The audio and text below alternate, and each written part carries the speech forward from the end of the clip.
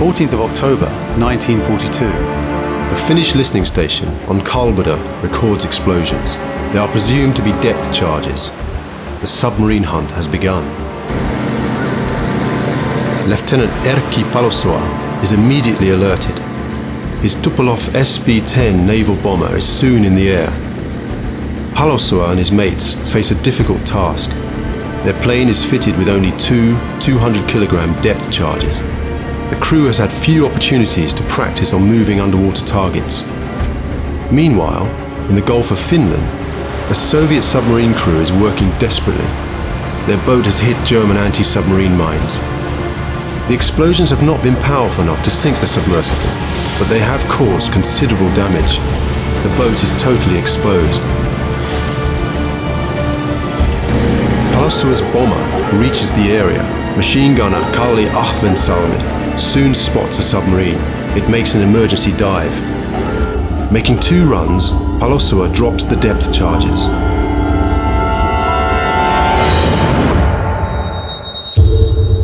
Did Palosua manage to sink the sub? And what boat was it? Red Navy Archives, St. Petersburg. Despite his young age, Mikhail Ivanov has years of detailed research behind him. The Russian World War II wrecks and their stories are his passion. He has discovered numerous ships and submarines. I think the fascination about submarine warfare comes about classic story about David and Goliath, when smaller one can beat the stronger and bigger one, not with brutal force, but with smarts. Lost submarines are hard to find because of the nature of submarine warfare. They're trying to stay hidden and silent all the time. So when they got lost, in most of the case, we don't have exact data how it happened. So a lot of events which happened are still mysteries after even 70 years. After the war, Palosua thought he had attacked and sunk Sch-311. Mikhail has a theory that this is not the case. He suspects that the boat was Sch-311, Kumzha, one of the most successful Soviet submarines during the Winter War. It was awarded the Order of the Red Banner, the highest recognition available for a military unit at the time. Now most of archives are open. More information is available, and historical research can be done precisely using data from all available sources. To go out to the Baltics, Soviet submarines had to go through 4 stages to cross the Gulf of Finland.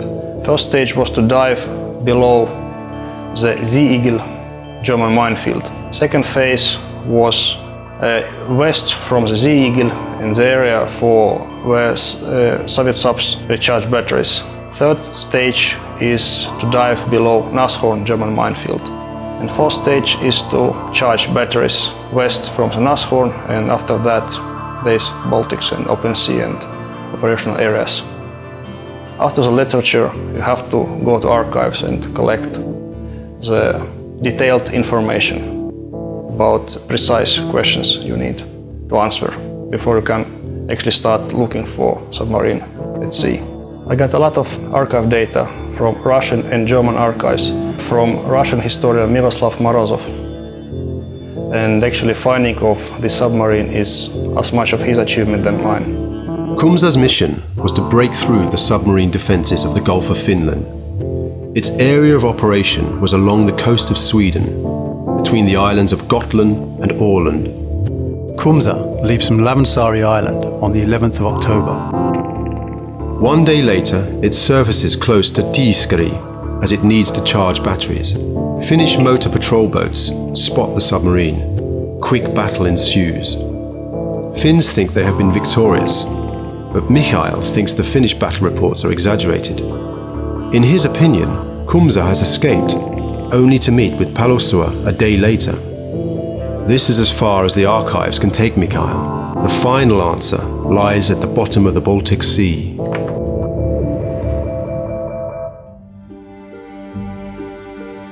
The Great Patriotic War and the human losses are still an emotional subject to many Russians.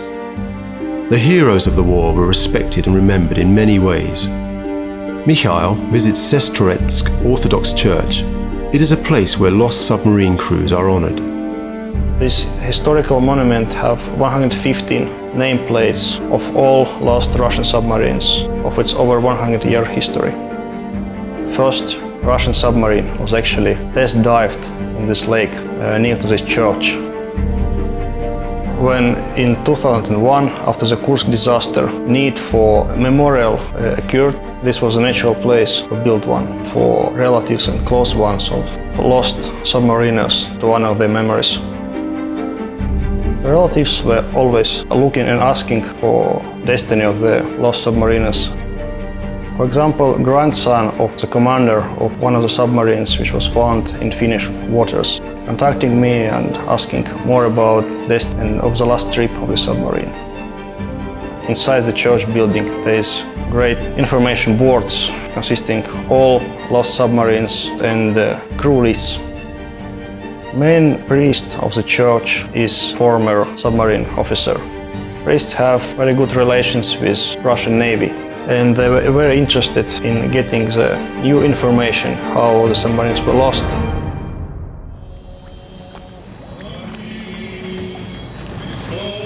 On the 5th of May 2012, an honorary ceremony was held above submarine P1 Pravda's grave, over 70 years after the unlucky submarine was sunk by mines.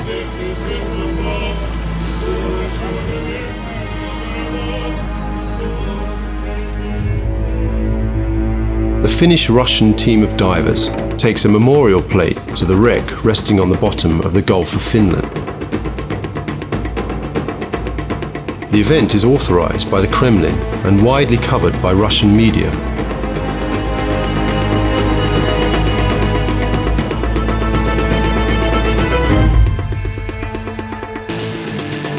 The ceremony draws the attention of the Finnish Navy as well.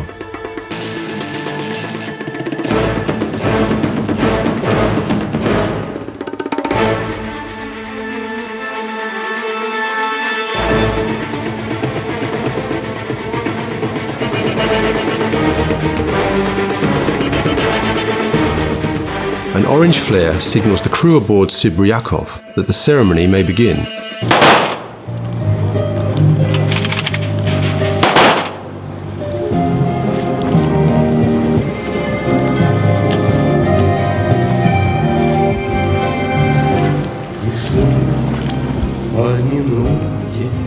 Им война выдавала цену жизни и смерти, назначала в тот миг нестерпимо до боли тишина.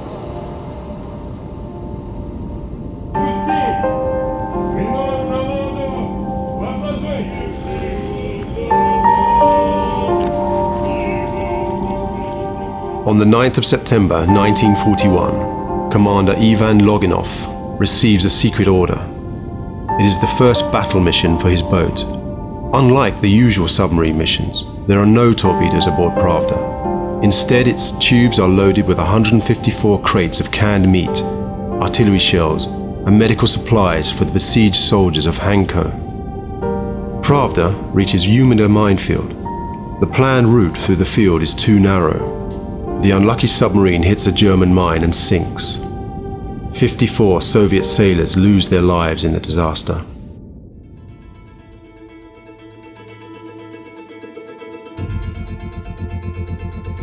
In spring 2012, Mikhail has all the required wreck spotting information, as accurately as it can be constructed by the battle reports and other available sources. Mikhail's goal is to find out whether the coordinates from the Russian archives and his reasoning are correct, and of course, if the boat really is Kumzha, as he believes. The team prepares for several hours of diving in murky waters. The temperature on the bottom is 4 degrees Celsius. Quite soon after the boat reaches the spot, a familiar peak shape is spotted on the sonar. This could very well be the lost submarine. The ship is almost right on the expected spot. The reconnaissance team gets ready to find out what lies on the bottom.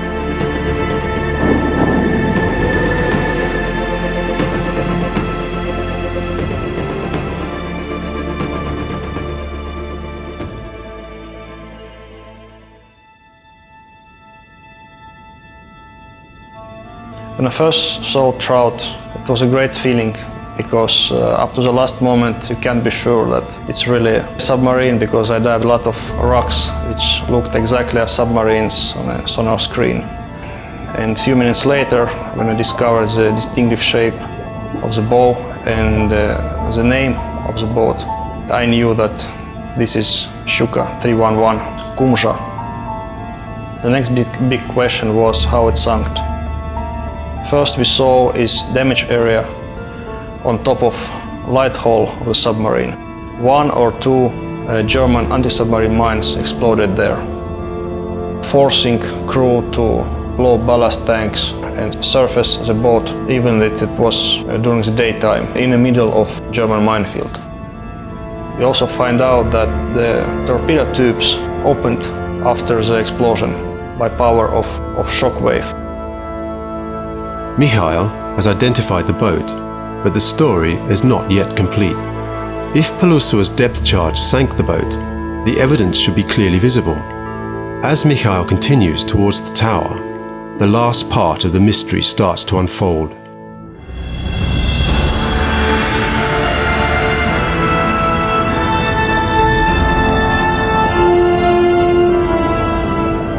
Superstructure of the tower is ripped off by the nets, but there's a few very interesting details visible. For example, broken glass of telegraphs, about 1 inch thick, so it must be done by some explosion. And the main hatch just torn open by some big explosion, about 10 centimeters. In a lot of sources they claim that the boat that Palusua sunk was 302, and the 311 was actually sunk by Finnish patrol boats off Tiiskeri. But as we find out, this is not the case. Mikhail's theory is proven to be right. The relatives of the submarine crew can be informed about the destiny of their loved ones. We can basically reconstruct the last moments of the submarines, basing on its position on the bottom and position of hydroplanes. The hydroplanes are in horizontal position, both the forward and rear ones, and both are laying almost perfectly horizontal on the bottom, not sunk in the mud, meaning that up to the last seconds crew was trying to stabilize submarine and save it. There is one more grim detail waiting for Mikhail. It testifies that the struggle for life wasn't over when Kumzha hit the bottom. Actually, it's emergency hatch, which is partly open. That means that after the commanding compartment was flooded from the ripping off main hatch, there was submariners were still alive in a stern section, and they tried to escape. Finnish Air Force claims about a dozen of victories against Soviet submarines, but now when archive data is available from both sides, we actually checked every claim made by Finnish pilots, and this actually is the only submarine sunk by Finnish Air Force.